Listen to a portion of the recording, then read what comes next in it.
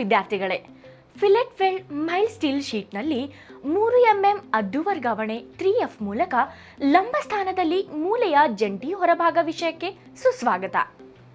ಈ ಪಠ್ಯದ ಕೊನೆಯಲ್ಲಿ ನೀವು ಈ ಕೆಳಗಿನ ಕಾರ್ಯಗಳನ್ನು ಮಾಡಲು ಸಾಧ್ಯವಾಗುತ್ತದೆ.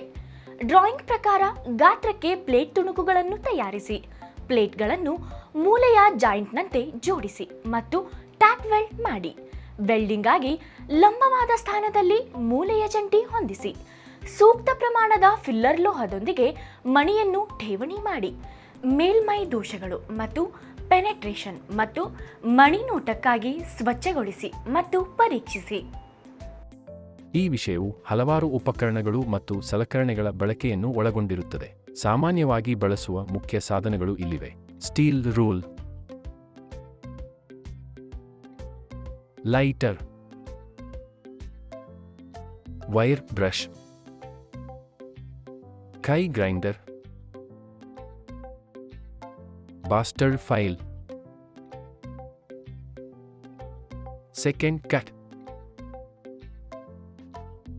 ಟ್ರೈ ಸ್ಕ್ವೇರ್, ಚರ್ಮದ ಏಪ್ರನ್, ಚರ್ಮದ ಕೈಗವಸುಗಳು, ಲೆಗ್ ಗಾರ್ಡ್, ಸುರಕ್ಷತಾ ಬೂಟುಗಳು, ವೆಲ್ಡಿಂಗ್ ಹೆಲ್ಮೆಟ್, ರಕ್ಷಣಾ ಕನ್ನಡಕ, ಚಿಪ್ಪಿಂಗ್ ಸುತ್ತಿಗೆ, ವೆಲ್ಡಿಂಗ್ ಪರದೆ, MAG welding set, carbon dioxide gas cylinder, filler wire feeder, MIG welding torch. ಪ್ರಕ್ರಿಯೆ: ರಕ್ಷಣಾತ್ಮಕ ಉಡುಪುಗಳನ್ನು ಧರಿಸಿ.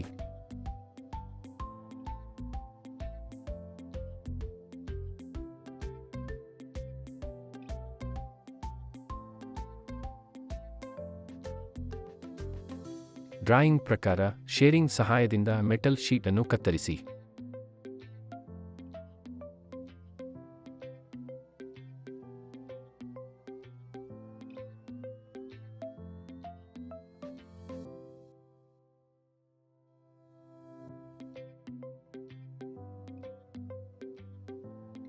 ಶೀಟ್ನ ಅಂಚುಗಳನ್ನು ಚೌಕಕ್ಕೆ ಪುಡಿಮಾಡಿ ಮತ್ತು ಫೈಲ್ ಮಾಡಿ.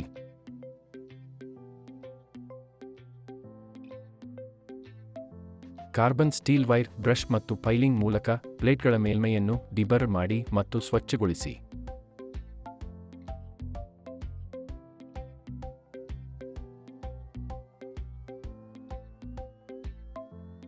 ಡ್ರಾಯಿಂಗ್ ಪ್ರಕಾರ ಪ್ಲೇಟ್ ಅನ್ನು ಮೂಲೆಯ ರೂಪದಲ್ಲಿ ಹೊಂದಿಸಿ.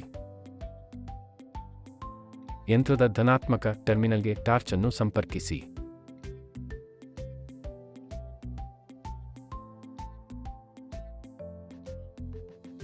ಕರೆಂಟ್ ಅನ್ನು 90-100 ಆಂಪಿಯರ್ಗಳು ಅನುಗುಣವಾದ ವೈರ್ ಫೀಡಿಂಗ್ ದರ 3 ರಿಂದ 4 ಮಿಮಿ 19 ರಿಂದ 20 ಆರ್ಕ್ ವೋಲ್ಟೇಜ್ಗೆ ಹೊಂದಿಸಿ ಮತ್ತು ಡಿಪ್ ವರ್ಗಾವಣೆ ಮೋಡ್ ಅನ್ನು ಬಳಸಿಕೊಂಡು ರೂಟ್ ರನ್ ಅನ್ನು ಠೇವಣಿ ಮಾಡಿ.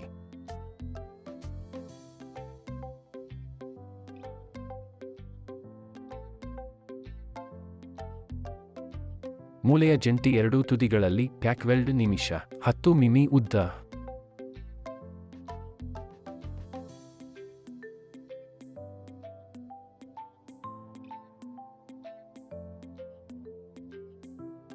ವೆಲ್ಡ್ ಪೊಸಿಷನ್ನಲ್ಲಿ ಟ್ಯಾಕ್ ವೆಲ್ಡ್ ಕೆಲಸವನ್ನು ಲಂಬ ಸ್ಥಾನದಲ್ಲಿ ಇರಿಸಿ.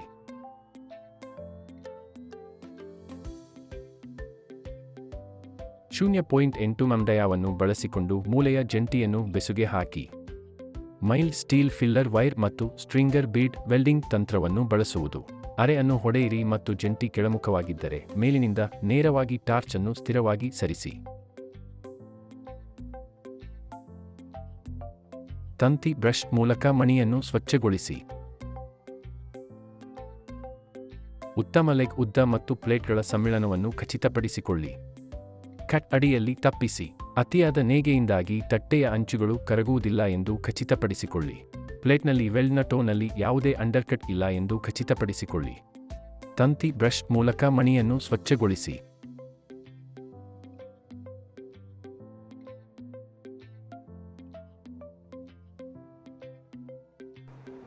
ಈ ವಿಷಯವು ರೇಖಾಚಿತ್ರದ ಪ್ರಕಾರ ಗಾತ್ರಕ್ಕೆ ತಟ್ಟೆಯ ತುಂಡುಗಳನ್ನು ಸಿದ್ಧಪಡಿಸುವುದು, ಮೂಲೆಯ ಜಂಟಿಯಾಗಿ ಜೋಡಿಸಲಾದ ಪ್ಲೇಟ್ಗಳನ್ನು ಹೊಂದಿಸುವುದು ಮತ್ತು ಟ್ಯಾಕ್ ಮಾಡುವುದು.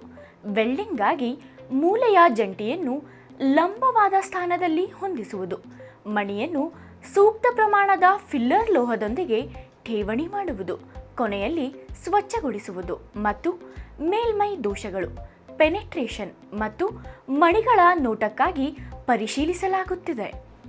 ನೀವು ಎಲ್ಲ ಪರಿಕಲ್ಪನೆಗಳು ಮತ್ತು ಪಠ್ಯಗಳನ್ನು ಅರ್ಥ ಮಾಡಿಕೊಂಡಿದ್ದೀರಿ ಎಂದು ನಾನು ಭಾವಿಸುತ್ತೇನೆ.